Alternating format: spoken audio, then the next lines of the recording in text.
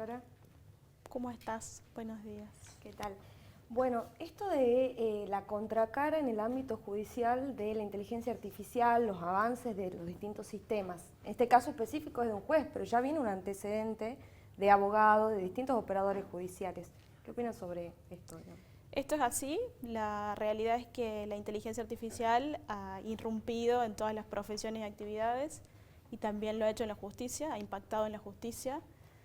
Lo que se conoce es el impacto negativo, es lo que se viraliza del mal uso o la falta de ética en el uso de las herramientas disponibles.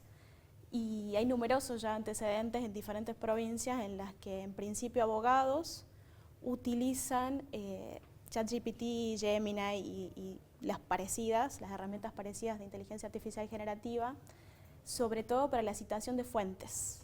Entonces, por ahí no hay un chequeo humano y esto es lo que ha sido sancionado, no solamente el uso, sino el no haber chequeado la fuente. Esto se ha dado, por ejemplo, en Rosario, en Río Negro. Algunos han tenido sanciones y otros no, y las sanciones han ido desde no regular honorarios a simplemente llamados de atención y remitir esa información a los colegios de abogados o a las autoridades que tienen el control para poder sancionar. Ahora la particularidad es que lo hizo un juez, entonces es como mucho más grave.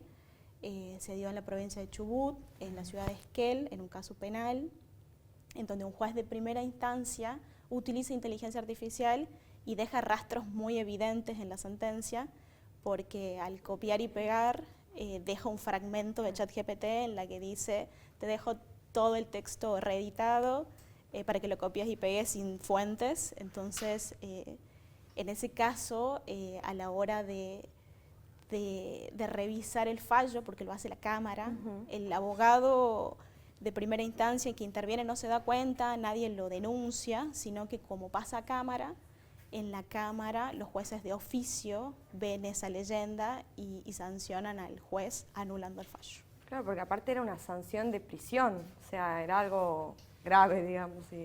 Sí, era algo grave y bueno, el fundamento del fallo es justamente esto: no se respeta el debido proceso, las pruebas, no se cumple con la normativa, que es que el juez pueda valorar con sana crítica las pruebas.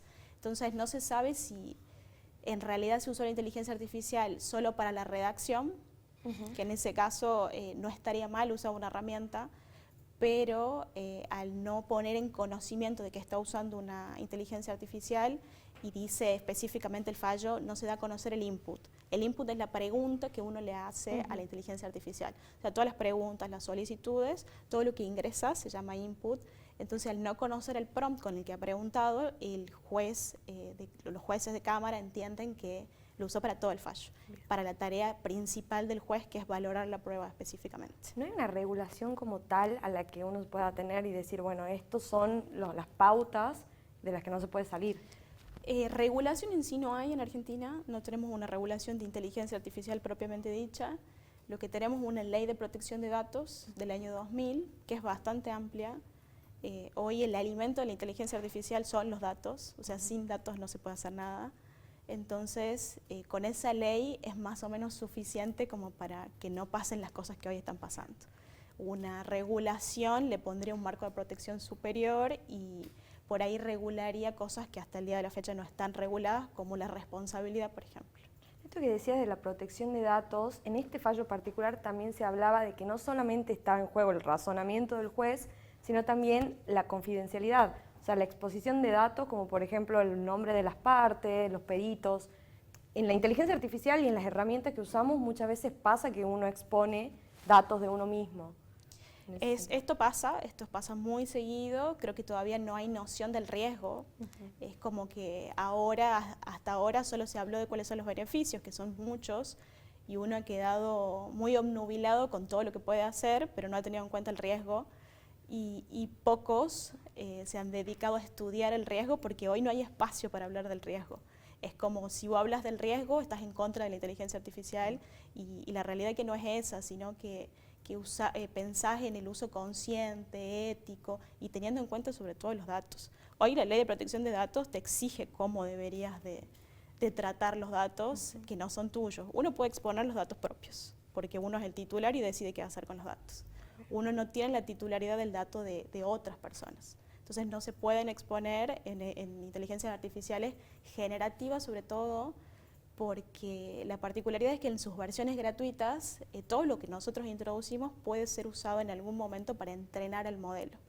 Imagínate que yo comparto una cuestión por ahí muy sensible, que puede ser de salud o un caso de abuso, por ejemplo, en donde estoy dando muchísima información de la víctima, del imputado, que en principio capaz que se termina demostrando inocencia, eso depende del caso, ¿no? Pero que yo expongo todo eso, en un futuro se entrena el modelo, cuando digo modelo me refiero a las herramientas de inteligencia artificial, y esos datos van a estar para cualquiera que pregunte quiénes son los condenados en Tucumán por abuso y vamos a tener una lista que capaz que no sea real. Incluso ahora hay un sistema donde puede entrar, está como abierto al público en general. Sí, bueno, con respecto a los datos, hay una confusión en qué es dato público, de dominio público, y qué datos son personales y sensibles. El hecho de que una causa sea pública, que yo pueda acceder simplemente a una causa y ver todo el expediente, no quiere decir que todo lo que está en la causa son datos públicos.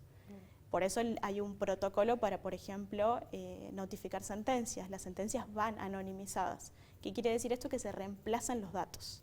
Todos los datos personales y sensibles que están definidos en la ley, que es la 25326, que es la Ley de Protección de Datos Personales, hoy van anonimizados en una sentencia. Bueno, lo mismo debería ocurrir cuando yo utilizo inteligencia artificial generativa. Si quiero subir datos que no son míos, los anonimizo para que no se identifique a las partes.